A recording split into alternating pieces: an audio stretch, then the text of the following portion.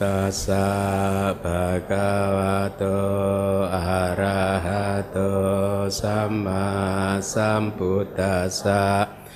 Namo tassa bhagavato arahato samma sambuddhassa. Namo tassa bhagavato arahato samma sambuddhassa. Baik, para upasaka upasika sekalian, semoga Anda berbahagia. Malam hari ini kita bertemu kembali di kelas yang keempat ya, berarti ya, ini dari kelas Abhidhamma kita ya. Seperti yang di kelas-kelas yang lalu, kelas kita kali ini pun masih menjelaskan tentang syair pembukanya ya. Ada yang sudah hafal? Saya harap semuanya sudah hafal bahasa Indonesianya. Apa syair pembukanya?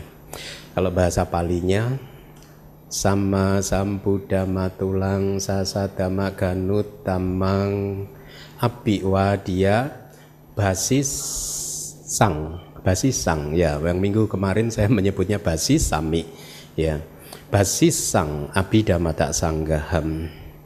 Bahasa Indonesianya apa? Setelah menghormat dengan sepenuh hati kepada sama sambuddha bersama dengan Saddhamma. Saddhamma itu bukan hanya dhamma, tapi ditambahin sat. Saddhamma itu dhamma yang murni, dharma yang luhur, bersama dengan dhamma yang murni dan komunitas yang utama, ganutama, komunitas yang utama, basisang. Saya akan berbicara Abhidhamma tak sanggaham, tentang segala hal yang ada di Abhidhamma. Bahkan untuk membahas satu syair ini saja, kita menghabiskan, ini kelas yang keempat ya, kita targetkan selesai pada malam hari ini gitu. Kenapa? Karena saya mempertimbangkan ada banyak sekali informasi yang bermanfaat ya untuk dasar Anda memahami Abhidhamma ya. Buat Anda yang masih merasa sulit sekali untuk menghafal banyak hal yang sudah saya sampaikan kepada Anda jangan putus asa ya. Kali ini tidak hafal ya, tidak apa-apa, jangan putus asa karena nanti akan diulang lagi. Jadi istilah-istilah teknis tersebut dia akan muncul terus berulang-ulang sehingga lama-lama Anda akan hafal di luar kepala ya. Seperti yang minggu lalu saya sampaikan, mempelajari Abhidhamma membutuhkan ketekunan dari Anda, kegigihan Anda. Jadi kalau di rumah Anda harus mengulang, baca materi presentasinya yang sudah kita upload di website kita, kemudian dengarkan lagi rekaman videonya ya, 1-2 kali begitu, sehingga Anda akan mendapatkan pemahaman yang lebih bagus, lebih baik, lebih dalam lagi. Bahkan apa yang saya alami, meskipun saya sudah memahami satu materi tertentu, tetapi pada saat saya mengulanginya lagi, saya mendapatkan perspektif yang berbeda. Jadi akhirnya buat saya membaca Tripitaka, tidak hanya Abhidhamma, Sutta Pitaka, itu juga menjadi suatu kegiatan yang menarik buat saya. Jadi karena saya merasa tidak pernah mempelajari hal yang sudah saya pahami atau suatu hal yang usang. Setiap kali saya membuka, saya mendapatkan sesuatu yang baru begitu, dan saya yakin Anda pun juga akan seperti itu, akan senantiasa mendapatkan sesuatu yang baru. Oleh karena itulah ketekunan Anda juga dibutuhkan untuk mempelajari Abhidhamma ini ya, seperti yang sudah saya sampaikan di kelas-kelas sebelumnya bahwa kalau Anda mungkin di luar forum ini ya, kalau begitu Anda sudah mendapatkan rasanya atau taste-nya Abhidhamma, maka Abhidhamma menjadi semakin menarik buat Anda. Itu yang saya rasakan, karena pada saat sebelum belajar Abhidhamma, Ya kan mungkin karakter saya, kecenderungan saya itu adalah mungkin karena dasar pendidikan saya, backgroundnya itu dari SMA suka yang rumit-rumit gitu. SMA-nya suka IPA, kuliahnya teknik. Jadi emang by nature seneng yang rumit-rumit, sehingga pada saat ketemu dengan Abhidhamma ini saya seperti menemukan apa yang saya cari gitu, menemukan hal yang rumit dan saya tertarik gitu. Tapi apakah benar rumit juga belum tentu itu adalah satu hal, kalaupun rumit, satu hal yang tidak bisa kita kuasai. Jadi ketekunan Anda itu sangat saya harapkan ya. Baik, jadi kali ini pun kita masih mencoba untuk membahas nih bagian terakhir ya, tentang dasa tata gata bala ya. Dasa itu 10, tata gata itu nama lain dari Buddha, bala itu adalah kekuatan. Jadi 10 kekuatan, 10 power dari tata gata, 10 power dari Buddha ya, yang membuat beliau akhirnya di dalam syair pembuka itu dijelaskan di kitab komentarnya sebagai atula. Atula itu yang tidak tertandingi ya. Seorang sama Sang Buddha adalah seorang yang tidak tertandingi, artinya kualitasnya itu sedemikian istimewanya ya, sehingga bahkan tidak ada para arahat di masa lalu dan masa sekarang ataupun masa depan yang bisa mengimbangi kualitas-kualitas beliau dalam hal kemahatauan beliau ya. Beliau maha tahu tentang segala hal, dan kemudian beliau tahu cara bekerjanya hukum karma, cara bekerjanya pikiran-pikiran kita ya. Kenapa ada satu makhluk terlahir di alam tertentu dan kemudian meninggal dunia, terlahir di alam yang lain, berputar-putar di dalam samsara. Beliau tahu hal seperti ini, dan juga beliau tahu cara untuk keluar dari samsara dan seterusnya yang sudah Anda pelajari di kelas-kelas sebelumnya. Power yang kelima, bala yang kelima itu dikatakan M12, itu artinya Majjhima Nikaya, sutta yang ke-12. Anda boleh baca juga sutta tersebut. Tathagata memahami apa adanya ya, jadi beliau benar-benar paham tentang bagaimana makhluk-makhluk itu mempunyai kecenderungan yang berbeda. Nah, sekali lagi kalau Anda membaca sutta, Anda hanya akan menemukan kalimat tersebut.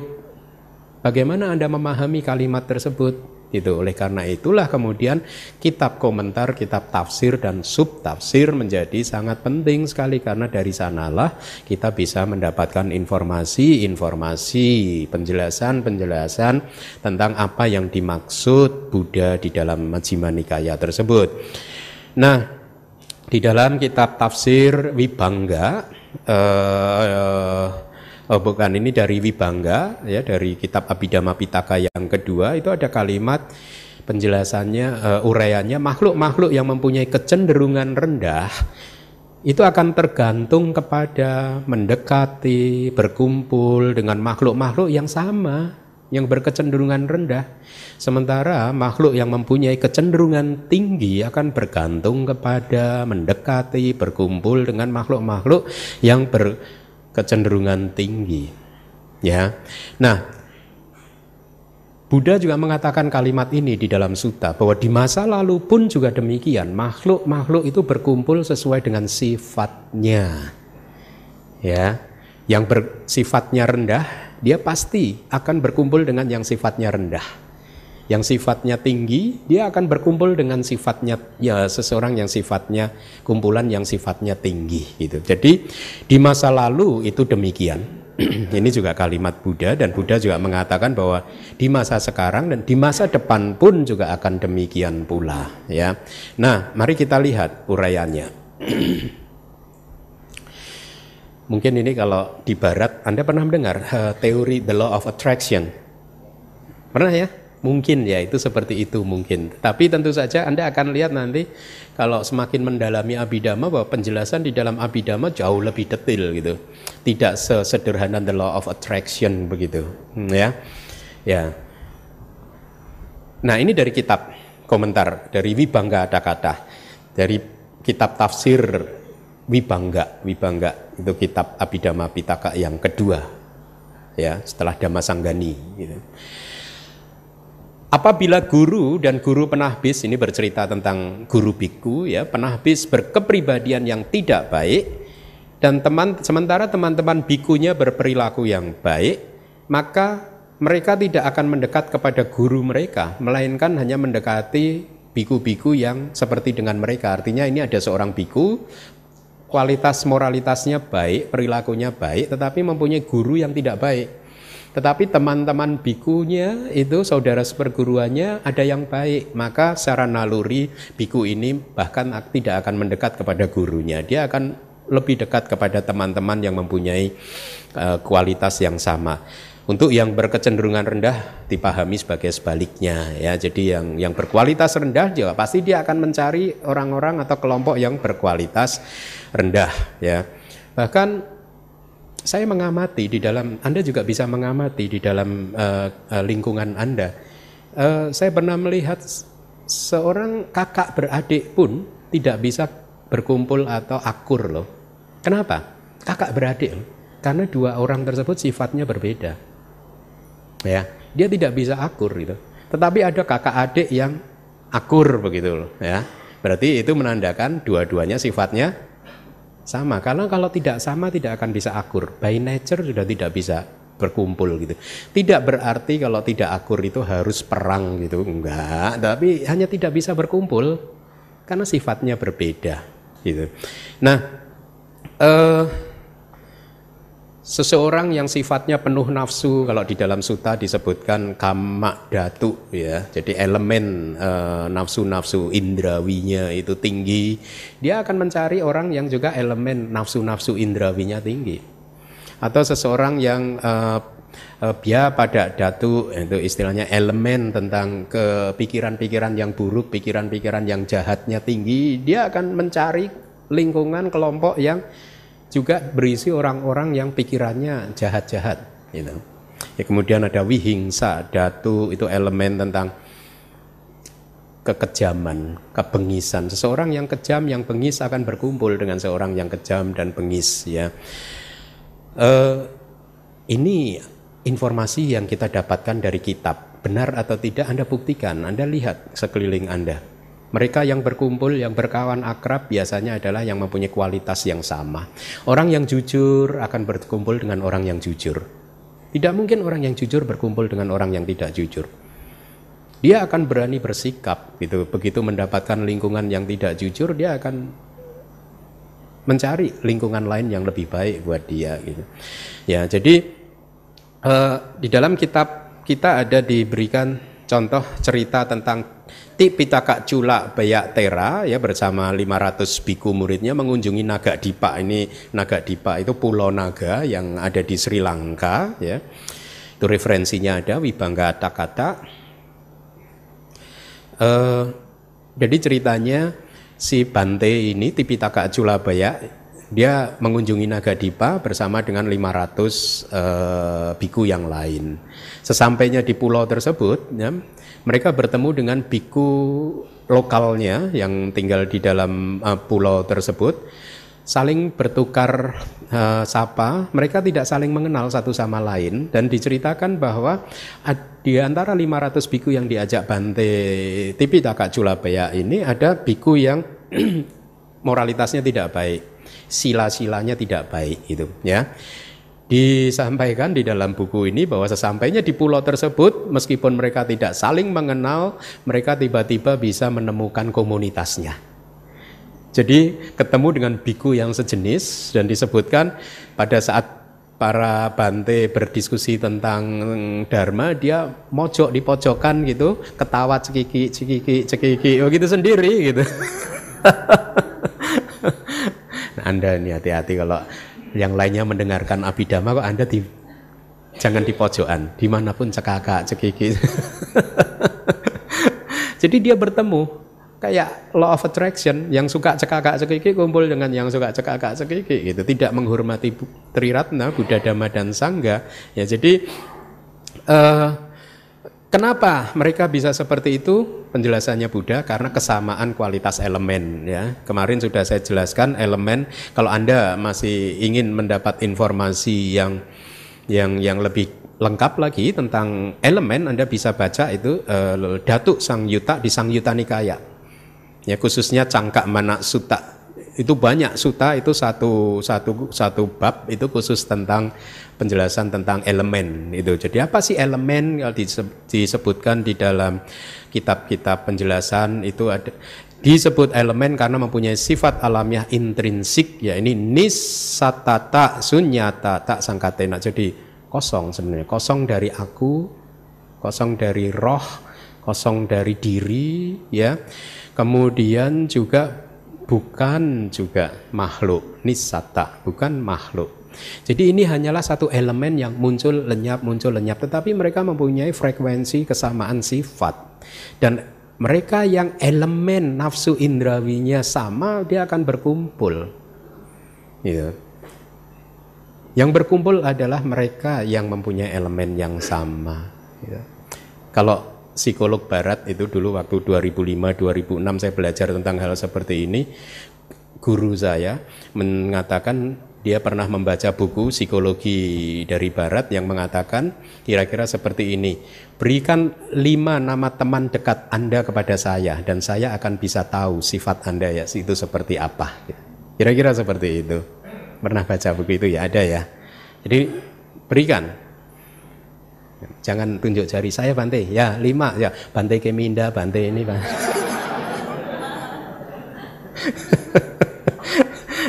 Kira-kira seperti itu. Teman yang Anda kumpulin itu kira-kira kalau Anda masih confused dengan diri Anda sendiri, sifat Anda itu seperti apa, lihatlah teman-teman sekeliling Anda. Ya, mereka orang yang jujur tidak, orang yang penuh nafsu tidak, ya, punya pikiran jahat tidak, ya.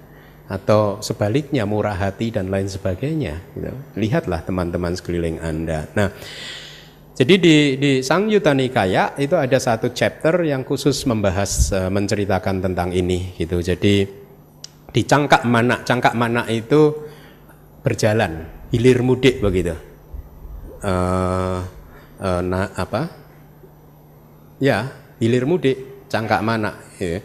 Jadi di dalam sutta ini sangat menarik. Buddha berkata kepada para biku, apakah kalian melihat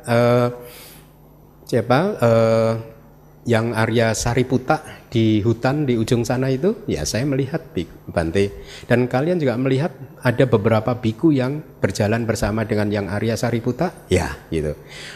Para biku yang berjalan dengan yang Arya Sariputta adalah biku yang kebijaksanaannya menonjol seperti yang Arya Sariputta. Kemudian Buddha menunjuk lagi di sisi yang lain, kamu lihat itu yang Arya Moggallana? Ya. Dan dikelilingi oleh banyak biku juga? Ya Bante. Para biku yang dekat dengan yang Arya Moggallana adalah biku-biku yang mempunyai kesaktian, menonjol kesaktiannya. Kira-kira seperti itu. Kemudian yang di sana ada yang Arya Anuruddha, ya diikuti oleh Bante-Bante, ya mereka adalah biku-biku yang mempunyai mata dewa. Itu. Jadi ada lagi Punak Mantaniputta diikuti dengan biku-biku dan mereka semua sama sifatnya, menonjol di Dhammakatika, pandai berceramah, pandai membabarkan dharma. Dan kemudian di sisi lain ada Upali diikuti oleh biku-biku yang lain. Nah, mereka semua ini ahli winaya, gitu. Ada lagi yang Arya Ananda diikuti oleh biku-biku yang lain, mereka Bahusutta. Bahusutta itu pengetahuannya banyak pengetahuan, gitu. Nah, yang terakhir agak nggak enak ini. Kalian lihat Dewa Data di sana? Nah, agak enggak, ya Bante saya lihat. Dan kalian lihat ada biku-biku yang mengelilingi Dewa Data? Ya Bante, mereka adalah biku-biku yang papa ica, mempunyai maksud hati yang jahat. Hatinya jahat, berkumpul dengan Dewa Data. Ya, Anda berkumpul dengan saya?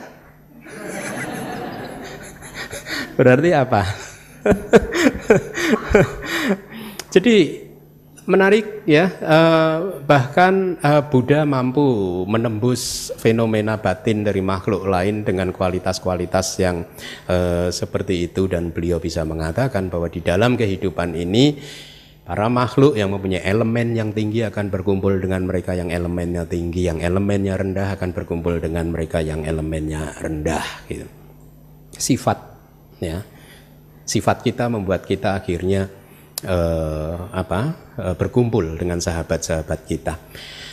Power yang keenam, Tathagata memahami apa adanya, kecenderungan indria. Indria itu daya pengendali, nanti akan saya jelaskan. Dari makhluk lain dan juga dari orang lain, ya. Dalam hal ini beliau memahami kecenderungan manusia atau makhluk, tendensi laten, tendensi kecenderungan yang sedang tertidur, ya, yang kelihatannya tidak muncul ke permukaan, tetapi sesungguhnya kecenderungan itu ada, ya. Perilaku-perilaku, sifat makhluk-makhluk dengan sedikit debu, dengan banyak debu di antara mereka, dengan daya pengendali tajam, dengan daya pengendali yang lemah, dengan kualitas-kualitas yang baik, dengan kualitas yang jelek, mudah untuk diberi instruksi, sulit untuk diberi instruksi, mampu atau tidak mampu. Nah, Buddha memahami bahwa Anda itu mampu atau tidak mampu, misalkan seperti itu. Ya, beliau mampu menembus kedalaman dari rangkaian kesadaran kita untuk mengerti kita ini sebenarnya misalkan mampu untuk menembus 4 kebenaran mulia atau tidak mampu, ya.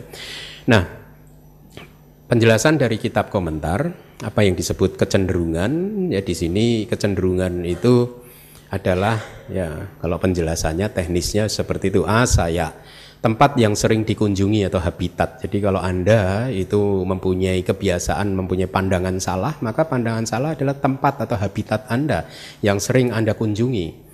Apa sih yang disebut pandangan salah? Secara singkat, pandangan salah itu adalah menolak bekerjanya hukum karma. Artinya apa? Perbuatan baik tidak menghasilkan kebahagiaan, perbuatan jahat tidak menghasilkan kesulitan atau penderitaan, ya. Perbuatan jahat bisa menghasilkan kebahagiaan, perbuatan baik malah bisa menghasilkan penderitaan. Ini semua pandangan salah. Manifestasinya dalam bentuk misalkan Anda sedang menemui kesulitan di dalam kehidupan ini, lalu Anda make noise, menyalahkan kanan kiri Anda. Siapa yang nggak pernah menyalahkan kanan kiri Anda? Lihat, pada saat Anda mulai menimpakan kesalahan pada tetangga-tetangga Anda, pada teman-teman Anda, maka pada saat itu Anda sedang jatuh dalam pandangan salah loh. Kenapa dikatakan jatuh dalam pandangan salah? Karena pandangan benar mengajarkan bahwa segala sesuatu yang kita alami adalah buah dari perbuatan kita sendiri. Jadi kalau Anda sedang salah kok, ini salahnya dia si Bante gitu. Saya salah dulu milih istri ini. Nah, malah menyalahkan istri. Atau menyalahkan suami dan lain sebagainya, ya. Tetapi di dalam kitab komentar disebutkan kecenderungan itu, ya, habitat, yaitu ada 2. Pandangan salah atau yang satunya mempunyai pengetahuan sesuai dengan realitas, ya. Jadi pandangan salah ini juga biasanya di dalam kitab-kitab kita dibagi menjadi 2 cabang yang besar, yakni pandangan salah tentang kekekalan. Satu menganggap ada kehidupan yang kekal, ini pandangan yang salah. Ya, setelah Anda hidup sebagai manusia kali ini, kemudian nanti Anda akan dianugerahi oleh kehidupan yang kekal setelah ini. Memang itu pandangan yang salah. Atau pandangan salah grup kedua, ekstrim yang kedua adalah pandangan salah tentang pemusnahan. Setelah kehidupan ini sudah nggak ada lagi kehidupan yang lain. Ya, ini semua pandangan salah yang akan bisa apa? Karena seperti yang minggu lalu saya sampaikan, kalau Anda mempunyai pandangan yang salah, maka seluruh perjalanan kehidupan Anda pun akan menuju ke arah yang salah. Ya. Kalau seseorang sudah mempunyai pandangan bahwa kehidupan ini, setelah ini tidak ada kehidupan lagi, maka apa yang mereka lakukan? Mereka akan tidak menghargai atau menjunjung tinggi kehidupan yang penuh moralitas. Mereka tidak akan menghargai atau menjunjung tinggi pentingnya hormat kepada orang tua, pentingnya berdana dan lain sebagainya. Ya, buat apa melakukan hal-hal seperti itu? Toh setelah ini tidak ada kehidupan lagi. Akhirnya apa efeknya? Mereka akan menikmati kebahagiaan nafsu-nafsu, memuaskan nafsu-nafsu indrawinya di dalam kehidupan ini semaksimal mungkin. Seperti yang terjadi di Amerika mungkin tahun 60, tahun 70 yang lalu. Hedonisme, ya, mereka akan menganggap udah hidup hanya satu kali saja, maka nikmatilah, ya. Nah, kemudian tentang tendensi laten, anusaya. Nah, ini bagus sekali ya. Anda harus tahu tentang tendensi laten. Apa sih yang disebut tendensi laten? Sebenarnya semua jenis kekotoran batin kita itu masuk dalam tendensi laten atau anusaya. Artinya apa? Mereka semua saat ini, seperti saat ini, mereka semua mungkin sedang tertidur. Tidak ada di dalam arus kesadaran Anda kan? Seperti misalkan kehendak jahat. Anda saat ini tidak mempunyai kehendak jahat. Betul? Ya. Di mana kehendak jahat tersebut? Sedang tertidur. Atau dengan kata lain, meskipun saat ini batin Anda sedang tidak dicengkeram oleh kehendak jahat, bukan berarti bahwa Anda sudah terbebas dari kehendak jahat loh. Meskipun saat ini batin Anda tidak ada kemarahan, bukan berarti Anda sudah bersih dari kemarahan. Kemarahan masih ada. Saat ini sedang tertidur, laten. Ya. Kekotoran batin yang tertidur dan tidak hancur itu definisinya, artinya belum hancur dari batin Anda. Artinya dengan kata lain, nanti di satu waktu dia akan muncul lagi. Kalau bertemu dengan kondisi-kondisi yang dibutuhkan buat kekotoran batin yang tertidur tadi untuk bangkit kembali, maka dia akan bangkit. Ya. Nah, kita akan lihat di dalam Abhidhamma itu nanti saja ya. Ada 7 tendensi laten atau 7 anusaya. Kita akan lihat nanti di slide yang berikutnya. Kemudian Buddha juga memahami perilaku murid-muridnya atau para makhluk ya. Dalam hal ini perilaku yang baik atau perilaku yang tidak baik, semuanya itu terbentuk oleh tubuh dan lain-lain. Ini bahasa di dalam kitab. Artinya apa? Perilaku terbentuk oleh kebiasaan-kebiasaan Anda, kebiasaan tubuh Anda, kebiasaan Anda berkata-kata, bersikap, ya, kebiasaan Anda berpikir, itu semua membentuk perilaku Anda akhirnya. Atau dengan kata lain, perilaku kita itu pada hakikatnya hanyalah kumpulan dari kebiasaan-kebiasaan kita. Kumpulan dari sifat-sifat Anda yang biasa Anda manifestasikan melalui gerakan tubuh atau melalui ucapan atau melalui pikiran-pikiran Anda. Ya, inilah mengapa Buddhism mengajarkan kepada kita untuk berlatih restraint, pengendalian diri, mengendalikan diri dari semua kecenderungan-kecenderungan yang negatif. Ya, penjelasannya ini ada 7 tendensi laten, satta nusaya. Yang pertama adalah kama raga nusaya. Mari dibaca. Bahasa Indonesianya. Yang kedua dibaca.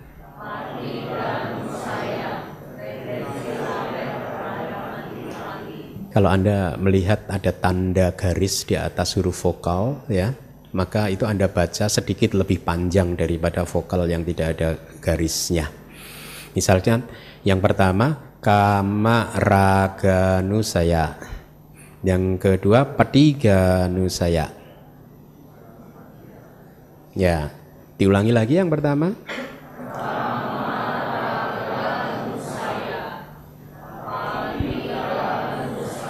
Yang ketiga,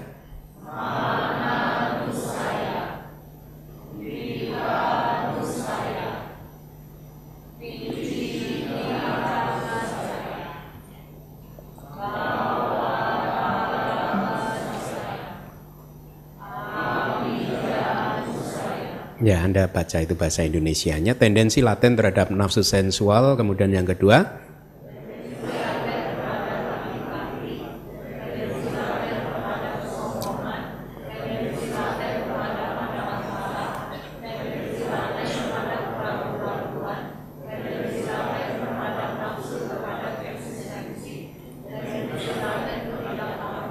Ya, semuanya laten, tertidur di dalam arus kesadaran Anda saat ini. Tidak muncul di permukaan arus kesadaran Anda. Misalkan nafsu sensual saat ini kan tidak muncul di permukaan Anda, tetapi Anda belum, kita semua belum terbebas dari nafsu sensual tersebut. Nafsu sensual, tendensi laten terhadap nafsu sensual akan naik ke permukaan arus kesadaran kita pada saat apa? Kita melihat objek-objek yang menyenangkan menurut kita, menurut persepsi kita. Atau tendensi laten terhadap antipati, kebencian akan muncul pada saat kita bertemu dengan objek-objek yang kita tidak menyukainya dan seterusnya ya. Nah, Anda lihat di nomor 5 itu ada wicikica nusaya, tendensi laten terhadap keraguan-raguan ya. Di dalam kitab kita ada disampaikan 8 jenis keraguan-raguan. Yang pertama adalah ragu terhadap guru, ragu terhadap Buddha ya. Keraguan terhadap apakah tubuh Buddha itu mempunyai 32 karakteristik dan lain sebagainya. Apakah beliau ini benar-benar maha mengetahui, tahu tentang kehidupan lampau, masa depan dan saat ini. Atau meragukan apakah benar ada Buddha yang mencapai kemahatauan atas apapun gitu. Atau juga yang kedua, ragu terhadap dharma, dhamma. Ragu apakah benar ada 4 magga, 4 jalan. Jalan untuk menjadi seorang sotapanna, sakadagami, anagami, arahat, atau 4 pala, 4 buah ya, yang bisa meninggalkan kekotoran batin. Atau apakah benar ada nibbana, atau apakah dhamma bisa membebaskan kita ya. Keraguan-raguan yang ketiga terhadap sangga, apakah benar sih ada permata sangga yang terdiri dari makhluk mulia ya, makhluk suci. Apakah benar bahwa orang mulia itu benar-benar suci dan berperilaku sempurna gitu. Apakah persembahan kepada sangga benar-benar bermanfaat atau tidak dan seterusnya gitu.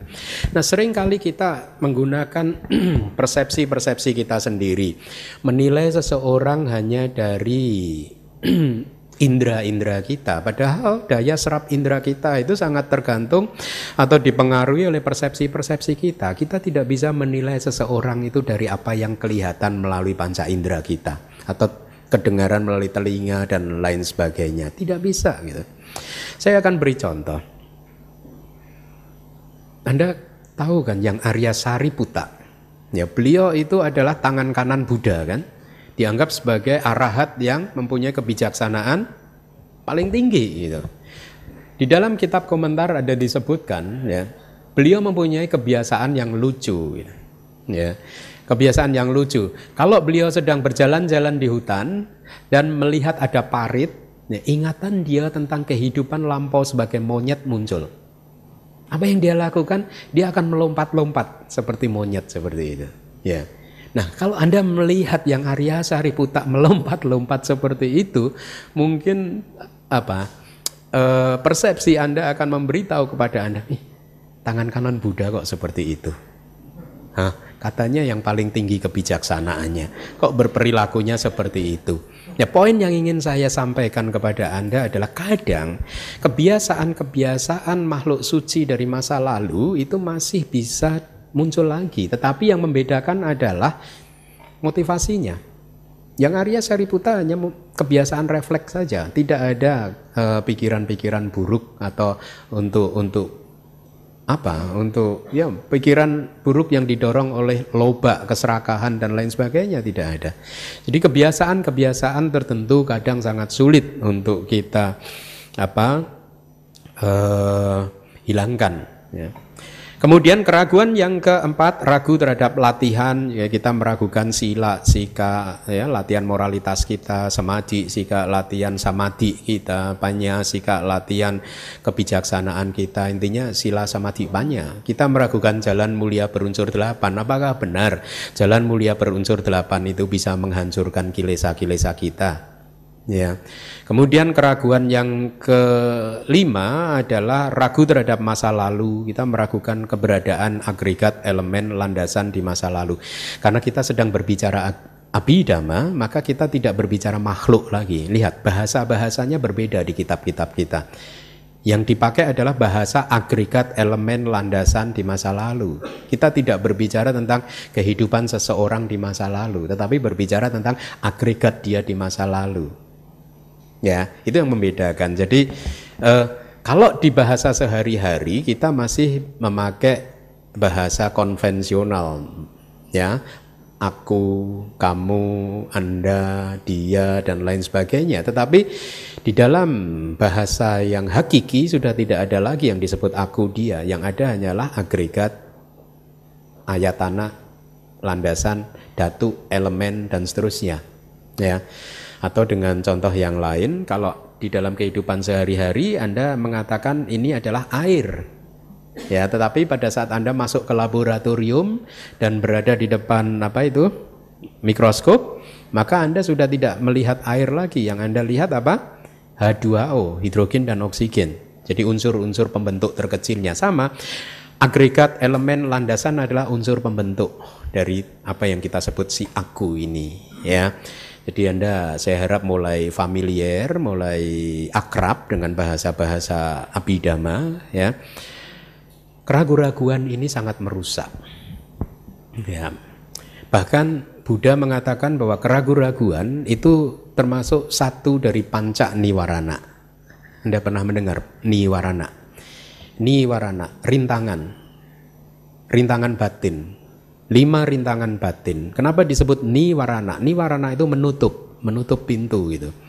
Karena kalau 5 ini masih eksis di dalam batin Anda, ya, masih muncul terus di permukaan arus kesadaran Anda, maka pintu untuk mencapai sama-samadhi, konsentrasi benar, akan tertutup.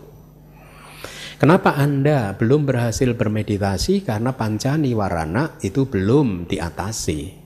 5 rintangan batin. Nah, salah satu dari 5 rintangan batin ini adalah keraguan-raguan. Anda meragukan guru Anda meragukan latihan-latihan Anda meragukan terhadap ajaran-ajaran Dharma dan lain sebagainya, maka keraguan-raguan itu akan benar-benar menutup pintu sama-samadhi, konsentrasi yang benar. Ya. Jadi jangan dipandang sebelah mata gitu. Kalau pada saat Buddha mengatakan bahwa keraguan-raguan itu adalah satu dari 5 rintangan batin yang akan menghalangi Anda masuk ke sama-samadhi, konsentrasi yang benar, itu benar adanya. Demikian pula dengan rintangan batin yang lain, ya. Nah, keraguan-raguan yang keenam adalah ragu terhadap masa depan, ya, ragu apakah benar ada kehidupan di masa depan. Kemudian ragu terhadap masa lalu dan masa depan. Nah, ini logika orang India pada saat itu gitu. Ragu terhadap masa lalu, ragu terhadap masa depan, ragu terhadap masa lalu dan masa depan gitu. Ragu tidak ada masa lalu dan masa depan gitu, ya. Kemudian yang ke-8, ragu terhadap pengkondisian khusus, ini padana. Jadi di dalam padana itu kita nanti entah tahun kapan, karena padana itu bab, kalau Abhidhamma Tak Sanggaha ada 9 bab. Padana kalau tidak salah itu ada di bab ke-7, kalau tidak salah. Kita baru bab pembuka. Kalau Anda sudah sampai di sana, nah itu the real taste of Abhidhamma akan Anda rasakan. Karena Anda akan mulai belajar kenapa A bisa menghasilkan B, atas hubungan apa A menghasilkan B, dan seterusnya. Itu sangat menarik, ya. Ragu apakah benar ada perputaran 12 rangkaian, ini Paticca Samuppada, dan apakah satu rangkaian mengkondisikan rangkaian yang lain, dan seterusnya. Jadi ini adalah 8 jenis keraguan yang bagus untuk Anda pahami, karena keraguan-raguan adalah salah satu dari panca niwarana atau 5 rintangan batin yang akan menghambat kemajuan meditasi Anda.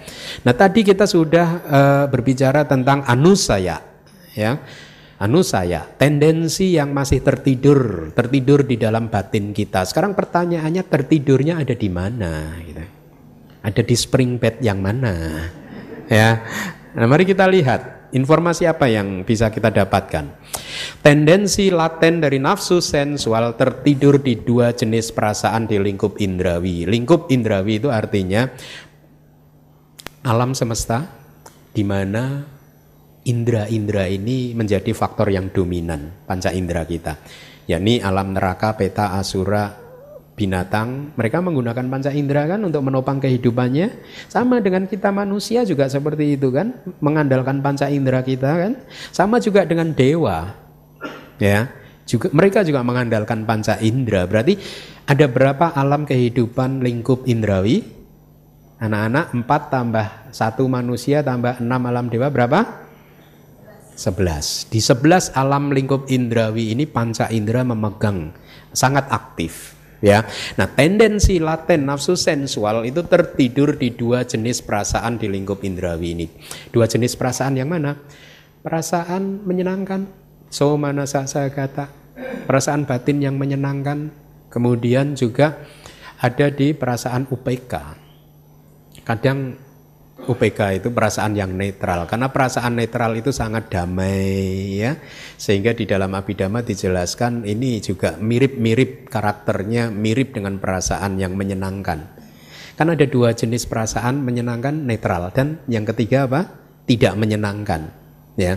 Nah, kita bisa atau nafsu-nafsu sensual kita bisa muncul di 2 jenis perasaan yang tadi saya sebutkan, yaitu perasaan menyenangkan dan juga perasaan netral. Artinya ya, kalau saat ini di dalam batin Anda perasaan menyenangkan itu muncul, ya, kalau Anda tidak mindful, tidak mengamati muncul dan lenyapnya perasaan yang menyenangkan tersebut, maka nafsu sensual ini akan muncul. Nafsu sensual, nafsu untuk menikmati objek mata, nafsu untuk menikmati objek telinga, nafsu untuk menikmati objek panca indera yang lain, itu yang dimaksud dengan nafsu sensual ya.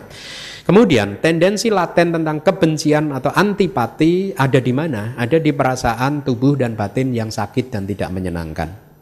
Kalau perasaan tiba-tiba tubuh Anda mungkin terkena sesuatu yang keras dan rasanya sakit muncul, maka rasa benci akan bisa muncul, antipati akan bisa muncul, betul? Ya. Atau pada saat batin Anda tiba-tiba muncul perasaan yang tidak menyenangkan, ya, Anda mengingat pengalaman masa lalu yang membuat Anda sedih dan tiba-tiba muncul perasaan batin yang tidak menyenangkan, maka kebencian, antipati terhadap objek dari kebencian Anda tadi, perasaan tadi akan bisa tiba-tiba muncul. Ya, dan akan memperkuat kebencian Anda, akan memperkuat antipati Anda. Yang ketiga, tendensi laten tentang kesombongan itu tertidur di 2 jenis perasaan lingkup indrawi dan di lingkup materi halus serta non materi. Ya, ini menarik, kesombongan. Wih, ternyata saya ini lebih hebat daripada yang lain. Ada 9 kesombongan, udah pernah belajar ya. Tidak akan saya uraikan di sini. Intinya merasa diri lebih tinggi dari orang lain, atau sama dengan orang lain, atau bahkan lebih rendah dari orang lain. Kalau Anda merasa inferior, lebih rendah dari orang lain pun bisa memunculkan kesombongan loh. Jangan dikira yang bisa sombong orang kaya aja, orang miskin juga bisa sombong. Pengemis juga bisa sombong. Jadi makanya disebutkan tendensi laten yang tertidur tentang kesombongan itu tertidur di 2 jenis perasaan yang tadi, menyenangkan ataupun yang netral, di lingkup indrawi ya. Kemudian juga di lingkup materi halus, itu apa? Alam Brahma. Pada saat seseorang mencapai jana ya, maka efeknya apa? Kalau dia tidak mengerti ajaran Buddha, tidak mengikuti apa yang diajarkan Buddha step by step, tahapan demi tahapannya, dia akan bisa jatuh ke dalam kesombongan. Atau mereka yang mencapai jana yang arupa, yang non materi, bisa saja dia akhirnya jatuh juga ke dalam kesombongan.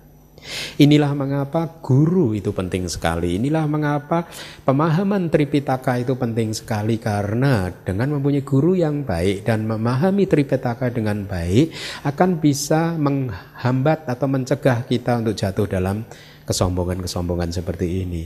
Ya. Kemudian tendensi laten tentang pandangan salah itu adanya di semua dhamma yang berkaitan dengan identitas, sakkaya. Identitas, apa itu? Segala sesuatu yang Anda identifikasi sebagai diri Anda, milik Anda, dan seterusnya. Tubuh Anda, kalau Anda mengidentifikasinya ini sebagai tubuh Anda, maka pandangan salah sudah muncul. Perasaan yang muncul Anda identifikasi sebagai perasaan Anda, ya. Saya sedang seneng loh sekarang. Nah, lihat. Kalau kalimat ini tidak kita pahami dengan benar, maka kita udah jatuh dalam pandangan salah. Karena mengatakan bahwa perasaan menyenangkan ini adalah milik saya. Atau perasaan menyenangkan ini adalah saya. Ya, bukan perasaan menyenangkan sebagai perasaan menyenangkan, tetapi perasaan menyenangkan sebagai milik saya. Atau saya sedang senang. Ini adalah manifestasi dari pandangan salah. Pada saat saya mengajar Abhidhamma di Singapura, ada seorang umat yang setelah 1 tahun mungkin belajar sama saya, dia datang kepada saya, Bante, belajar Abhidhamma menakutkan ya. Kenapa? Kenapa menakutkan? Habis setelah 1 tahun ini belajar, saya jadi makin tahu kalau saya ini banyak salah ya. Malah jadi stres Bante saya. Lebih baik gak usah belajar Abhidhamma Bante gitu. Hah? Ya saya bilang, nah kalau kamu nggak belajar Abhidhamma nanti tambah stres. Kamu stres tapi kamu nggak tahu. Lebih baik stres tapi kita tahu atau kita stres tapi kita nggak tahu? Lebih baik kita stres tapi kita tahu. Nah ini efek dari ya karena hal seperti itu. Ternyata menganggap perasaan menyenangkan sebagai milik saya saja itu pandangan salah. Yang bisa membuat kita menderita gitu. Sementara selama ini mungkin kita tidak memahaminya seperti ini sehingga akhirnya kita berjuang keras untuk memunculkan perasaan menyenangkan karena apa? Pandangan salah memberitahu kepada kita bahwa kalau perasaan menyenangkan ini bisa kita raih, kita pertahankan, maka kita akan hidup berbahagia selama-lamanya. Lihat, bahkan pada saat perasaan menyenangkan itu muncul, Anda nggak bahagia, Anda khawatir. Jangan-jangan sebentar lagi lenyap nih. Jadi kehidupan hanya perputaran dari satu stres ke stres yang lain. Ya, kita lanjutkan. Tendensi laten keraguan-raguan tertidur di semua dhamma yang berkaitan dengan identitas sama. Kalau Anda mengidentifikasikan tubuh Anda sebagai milik Anda, perasaan Anda sebagai milik Anda, persepsi Anda sebagai milik Anda dan lain sebagainya, maka Anda ya akan berkesempatan untuk memunculkan tendensi yang sedang tertidur yang disebut keraguan-raguan. Ya, Anda akan ragu. Buddha mengatakan batin dan juga jasmani ini anicca. Ya, tapi kok saya memahaminya tidak anicca dan seterusnya. Ya, tendensi laten yang keenam tentang nafsu terhadap eksistensi itu tertidur di lingkup materi halus, di alam Brahma materi halus dan alam Brahma non materi ataupun pencapaian jana materi halus dan pencapaian jana non materi. Ya, karena pada saat seseorang mencapai jana, bisa saja mereka mengimpikan, merindukan kehidupan untuk terlahir di alam Brahma karena pandangan yang salah berpikir bahwa kalau dia terlahir di alam Brahma maka dia akan hidup berbahagia selama-lamanya. Banyak sekali ajaran-ajaran yang mengajarkan kepada pengikutnya untuk terlahir di alam Brahma karena di sana ada kehidupan yang kekal. Tapi Buddha mengatakan tidak ada yang kekal di dalam samsara. Kelihatannya kekal karena hidup di sana itu berkalpa-kalpa, bermiliar atau bahkan mungkin bertriliun-triliun tahun. Ya. Tendensi laten yang ketujuh tentang ketidaktahuan tertidur di semua dhamma sama yang berkaitan dengan identitas. Ya, kalau kita menganggap ada sesuatu yang disebut aku, milikku, diriku, maka ketidaktahuan yang tertidur akan muncul ke arus batin, kesadaran, permukaan dari batin kita. Mari kita masuk ke tadi kita ulangi lagi. Yang keenam adalah tathagata, memahami apa adanya kecenderungan daya pengendali atau indria makhluk lain, orang lain. Tadi disebutkan uraiannya di kitab Vibhanga adalah memahami kecenderungan, tendensi laten dan seterusnya. Kita akan lihat apa sih yang disebut sifat di sana, adimuti, yaitu watak kita. Ya, jadi tathagata memahami sifat atau watak dari orang per orang. Kemudian apa yang Anda kan sering mendengar kalimat ini kan, dengan sedikit debu di mata mereka. Ya, apa definisinya? Ya, dari kitab komentar apa yang bisa kita dapatkan terhadap definisi kalimat dengan sedikit debu di mata kita? Yakni mempunyai sedikit atau tidak banyak debu, LDM. Kemudian dengan banyak debu di mata mereka berarti mempunyai banyak LDM, loba, dosa, moha di mata kebijaksanaan mereka, ya. Apa yang dimaksud kemudian dengan daya pengendali yang tajam, indria yang tajam? Ini artinya mereka yang mempunyai indria, daya pengendali seperti kita baca lagi, saddindriyang. Itu terdiri dari dua kata, sadda dan indria. Sadda apa? Keyakinan, indria, ya, indria keyakinan. Wiryindriyam. Wirya dan indria. Ya. Berarti apa? Indria tentang ya, usaha atau energi, ya. Satindriyam. Sati dan indria berarti indria tentang perhatian penuh. Samadindriyam. Samadhi dan indria berarti indria tentang samadhi. Panyindriyam. Panya dan indria berarti indria tentang kebijaksanaan yang tajam. Ini yang disebut indria, ada 5, ya. Sadda, wirya, sati, samadhi, panya, Anda harus hafal, ya, karena kelimanya ini akan menjadi faktor yang sangat penting, khususnya kalau Anda seringkali kita gagal bermeditasi, kan, mencapai sama-sama itu sering sekali, itu adalah hal yang sangat sulit. Disebutkan di dalam kitab komentar, kegagalan untuk mencapai sama-samadhi disebabkan karena ada indria yang tidak seimbang, ya. Di dalam kitab komentar dijelaskan indria yang pertama harus seimbang dengan indria yang terakhir. Sadda, keyakinan, harus seimbang dengan panya, kebijaksanaan. Indria yang kedua harus seimbang dengan indria yang keempat. Energi, usaha harus seimbang dengan samadhi. Kalau sati itu tidak ada pasangannya. Jadi kita harus menyeimbangkan dua pasangan tadi, sadda dengan panya, wirya dengan samadhi. Ya, jadi dua pasangan ini harus kita perhatikan. Apakah kita sudah cukup kuat mempunyai sadda? Karena seseorang yang hanya mempunyai sadda, keyakinan yang tinggi terhadap 8 hal tadi, tetapi kurang mempunyai kebijaksanaan juga tidak baik. Ya, dia akan menjadi apa? Cenderung menjadi seorang yang percaya buta, blind faith. Hanya mempercayai segala sesuatu tanpa menginvestigasinya. Sementara, ya, Buddhism adalah satu ajaran yang bertujuan untuk mengembangkan kebijaksanaan. Tetapi di sisi lain, kalau kebijaksanaan seseorang terlalu tinggi tetapi tidak mempunyai keyakinan terhadap Buddha, Dhamma, Sangha dan 8 hal yang lain yang tadi sudah saya sebutkan, apa yang akan terjadi?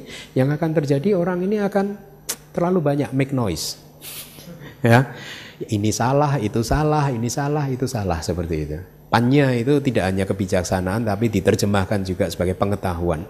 Seseorang yang berpengetahuan yang mempunyai banyak pengetahuan tetapi tidak mempunyai sadda, maka mereka akan menggunakan pengetahuannya untuk hal-hal yang kontraproduktif buat pencerahan dia, gitu. Beberapa hari yang lalu kita berdiskusi tentang ide untuk membuat semacam milis, gitu ya, di mana umat bisa saling berdiskusi, gitu. Tapi saya sampaikan, saya sudah banyak mempelajari milis-milis itu, khawatirnya kalau nanti ada itu tadi orang yang pengetahuannya terlalu tinggi tapi tidak mempunyai sadda, akhirnya apa? Berdebat aja, dikit-dikit didebat gitu. Kadang saya kalau membaca hal-hal seperti itu, Buddhism kan tidak mengajarkan kita untuk seperti ini, kan, ya. Ya. Jadi kalau Anda mengikuti milis-milis itu kan kadang seperti itu, ya. Perdebatan bisa sangat seringkali menggunakan kata-kata yang bahkan tidak santun, ya. Jauh dari kesantunan dan terlalu terlihat kemarahan atau kebencian atau kesombongannya, gitu. Jadi saya katakan, saya rasa ide itu mungkin kita drop dulu deh. Di drop dalam artian apa? Kita nggak mempunyai waktu untuk hal-hal seperti itu.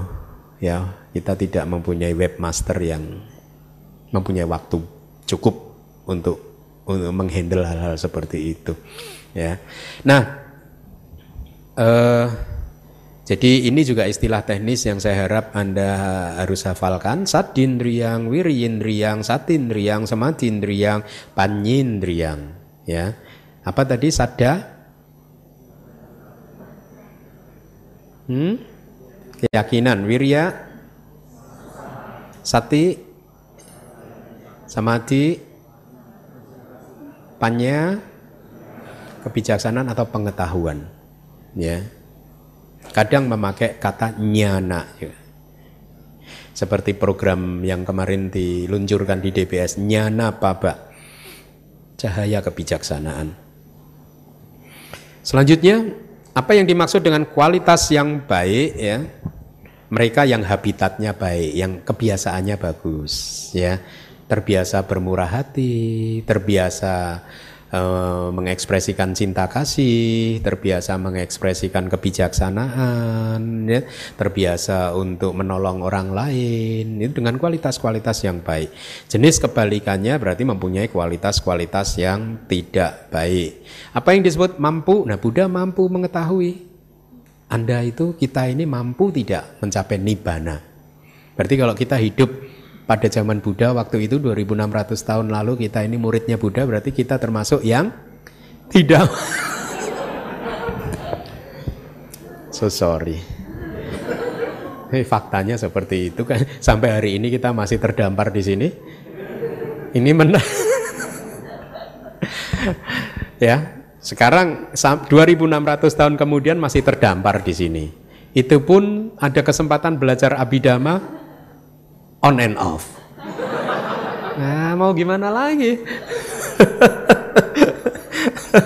Sudah, waduh kayaknya sulit ini, give up aja deh Bante gitu. Belum juga bertempur udah menyerah dulu. Ini baru pembuka nih. Tenang, nanti selanjutnya lebih mudah. Mampu, jadi mereka mempunyai kemampuan. Upanisaya, nah ini Upanisaya ini kalau Anda sudah pernah belajar Padana ya, ada Upanisaya Paccayo. Satu sebab kondisi yang disebut Upanisaya. Apa itu Upanisaya? Satu pendukung yang sangat kuat sekali. Ya, jadi karma yang sudah Anda lakukan di masa lalu yang bersifat sangat kuat sekali sehingga mendukung Anda untuk mencapai nibbana. Gitu, atau mendukung Anda untuk menjadi seorang biku atau bikuni. Kayaknya Anda nggak punya kalau yang ini. Ya, pendukung yang kuat. Kemudian untuk yang tidak mampu itu apa saja? Kenapa tidak mampu? Nah, mari kita lihat di kitab tafsir. Tidak mampu karena makhluk tersebut terhalang oleh panca 5. Panca kan 5. Anantarya, na antara, tanpa antara kama. Kama 5 karma tanpa antara. Kemarin sudah kita pelajari apa saja itu? Membunuh ibu, membunuh ayah, membunuh terus memecah belah sangka yang terakhir. Ya, 5 anantarya kama inilah yang akan menjadi penghalang. Kalau seseorang sudah melakukan 5 anantarya kama ini, maka dia tidak akan mampu di dalam kehidupan ini, tidak akan mampu untuk mencapai nibbana. Tidak akan mampu juga untuk mencapai sama samadhi. Ya, sekeras apapun dia berlatih, dia tidak akan mampu mencapainya. Ya, karena 5 anantarya kama menghalangi dia. Ya, di minggu lalu sudah dijelaskan, seseorang yang melakukan 5 anantarya kama, setelah dia meninggal dunia, dia akan terlahir di neraka awiji tanpa antara. Istilahnya kan seperti itu. Tidak mampu juga karena dia terhalang oleh kilesa, kekotoran batin. Dalam hal ini khususnya niyata micca didik. Apa itu niyata micca didik? Pandangan salah yang sudah tetap, yang sudah tidak goyah lagi. Pandangan salah tentang apa? Tadi menolak bekerjanya hukum karma. Ya. Dan di dalam kitab komentar juga disampaikan di kelas yang pertama atau kedua mungkin juga sudah saya sampaikan, seseorang yang mempunyai niyata micca didik, ya, bahkan pada saat dia sudah terlahir di neraka, kemudian alam semesta ini mengalami kehancuran, di mana makhluk yang lain sukses terlahir di alam Brahma Abhasara, tetapi mereka tetap saja tidak bisa keluar dari neraka. Mereka hanya akan berpindah dari neraka alam semesta ini ke loka antarika, neraka yang terletak di antara dua sistem galaksi, di mana di area tersebut tidak ada cahaya yang bisa menembusnya, gelap gulita. Ya. Kalimat itu ada di kitab tafsir loh. Dan saat ini kita ilmuwan menemukan apa yang disebut black hole ya. Ada cahaya nggak di sana itu? Kadang kalau disambung-sambungkan itu mungkin saja ya. Semua cahaya terserap di black hole ya. Baik, kemudian tidak mampu juga karena terhalang oleh buah kama, yakni ahetuka dan dwihetuka patisandi. Ini maksudnya kalau seseorang ini terlahir dengan mempunyai kesadaran penyambung kelahiran kembalinya tanpa akar, maka di kehidupan ini dia tidak akan bisa mencapai sama samadhi, dan itulah mengapa dia juga tidak bisa mencapai nibbana. Apa itu? Seseorang yang mempunyai kesadaran penyambung kelahiran yang tanpa akar, ya, sama sekali tidak ada akar. Kita mengenal ada berapa akar? 6, loba, dosa, moha, akloba, akdosa, akmoha. Mereka yang terlahir dengan kesadaran penyambung kelahiran kembali yang tanpa akar adalah mereka yang terlahir mungkin cacat, ya, atau bahkan mungkin ada dewa yang rendah pun juga terlahir sebagai dengan mempunyai patisandi yang tanpa akar. Kemudian retarded, itu jadi keterbelakangan mental, ya, idiot itu, maka mereka itu tidak mampu untuk mencapai nibbana. Kemudian dwihetuka, dua akar. Seseorang yang terlahir dengan patisandi atau kesadaran penyambung kelahiran kembalinya mempunyai dua akar, yakni apa? Akloba dan akdosa, murah hati dan penuh cinta kasih, tetapi tanpa akmoha, tanpa kebijaksanaan. Maka orang seperti ini juga tidak akan pernah bisa mencapai sama samadhi dan juga kemudian tidak bisa mencapai nibbana. Hubungannya seperti itu. Kalau Anda bisa mencapai nibbana, merealisasi nibbana, berarti Anda bisa merealisasi sebelumnya sama samadhi dulu. Karena tanpa sama samadhi tidak ada vipassana. Ya. Nah, lalu bagaimana caranya untuk mengetahui Anda ini makhluk yang mempunyai patisandinya 2 akar atau 3 akar? Anda kira-kira yang 2 akar atau 3 akar? Dari faktanya Anda hadir di kelas Abhidhamma, ya mungkin 3 akar lah. Kalau yang 2 akar udah. Ya, mari kita lanjutkan. Yang tidak mampu ini ada tambahannya, tidak mempunyai saddha, keyakinan terhadap tiratana, tidak mempunyai keinginan untuk mengerjakan sesuatu yang baik, tidak mempunyai kebijaksanaan dalam patisandinya tadi, ya. Akarnya tadi hanya 2 kan? Berarti tidak mempunyai akar kebijaksanaan, tidak mampu memunculkan magga cita, ya, atau kesadaran magga jalan. Ya, ini kesadaran yang membuat kita mencapai pencerahan, menjadi seorang sotapanna, sakadagami, anagami ataupun arahat. Itu ada yang disebut magga cita, kesadaran jalan. Fungsi dari kesadaran jalan adalah menghancurkan kilesa. Jadi kalau Anda ingin menghancurkan kilesa Anda, maka Anda harus berjuang keras untuk memunculkan magga cita atau kesadaran jalan. Baik, dengan demikian maka selesailah kelas kita kali ini.